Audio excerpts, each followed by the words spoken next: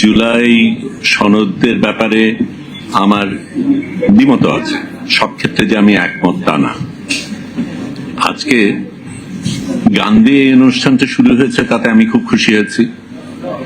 আবার এই জায়গায় বসা একজনও নারী নেই, সেটাতে আমি হতাশ হয়েছি। এমনকি এই জায়গায় যারা আছে তারা একজনও নারী না। আপনারা ওখানেই থাকেন, সেটা পরিবর্তন করতে হবে। এবং শিবির জামাতের ক্ষেত্রে নারীর বিষয়ে কিছু অবস্থান রয়েছে যেটা আমি ঘোর বিরোধিতা করি।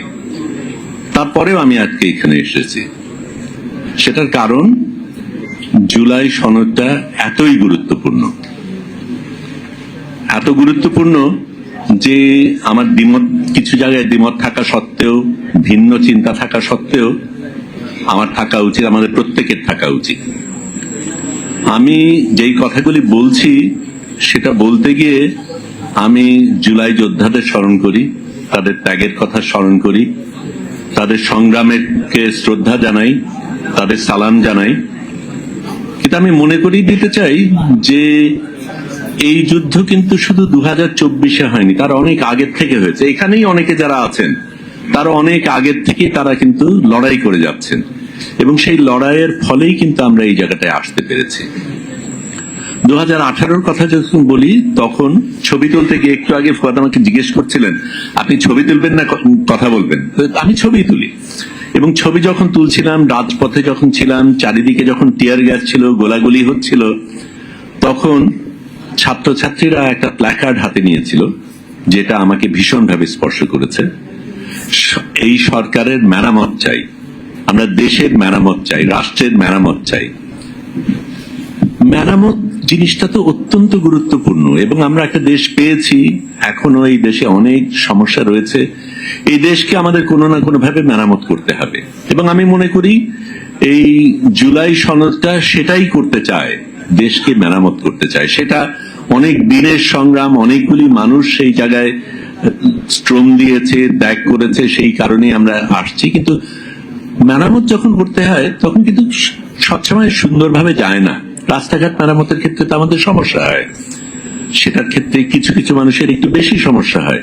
তারপরেও বৃহত্তর স্বার্থে যে জায়গায় আমরা পৌঁছতে চাই সেটার কথা ভেবে আমরা মেরামতটা করি। এখন কিছু কিছু জায়গায় সমস্যা আছে বলে আমি মেরামতটাকে বাদ দিয়ে দেব, এটার কোনো যুক্তি আমি দেখি না।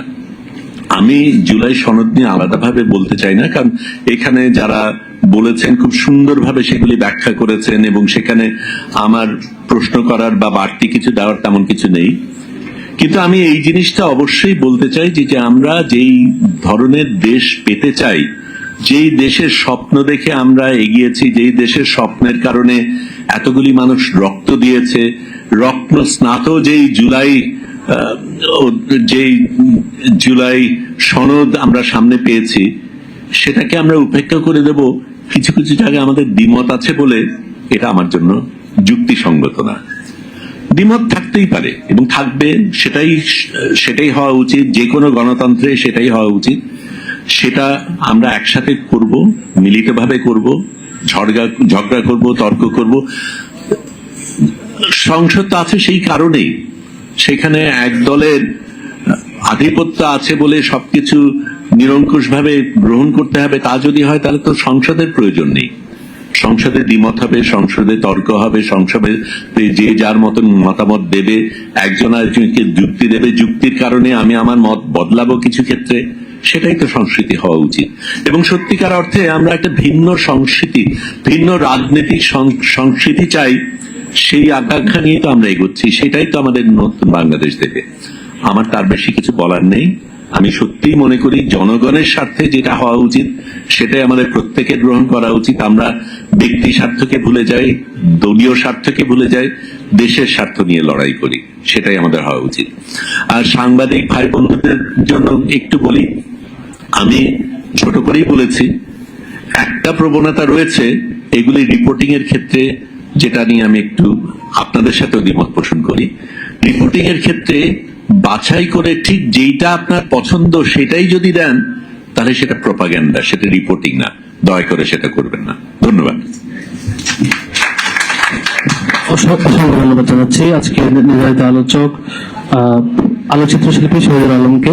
আমি কাউকে যখন ইনভাইট করেছি, যেসব আলোচক বৃন্দকে প্রায় কনফার্ম করেছিলেন সবাই, তার মধ্যে থেকে আমাদের একজন নারী আলোচক ছিলেন, সাধারণ প্রযুক্তি বিশ্ববিদ্যালয়ের শিক্ষক এবং সম্মিলিত নারী প্রয়াসের আহ্বায়ক যিনি, তিনি আসবার কথা ছিল।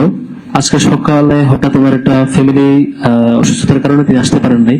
তাহলে নিশ্চয় আমরা নির্ধারিত নারী আলোচককে অবশ্যই পেতাম, যে কারণে আজকে ওনাকে পাই নাই। সকালে হঠাৎ আমরা জেনেছি যে তিনি আসতে পারবেন না।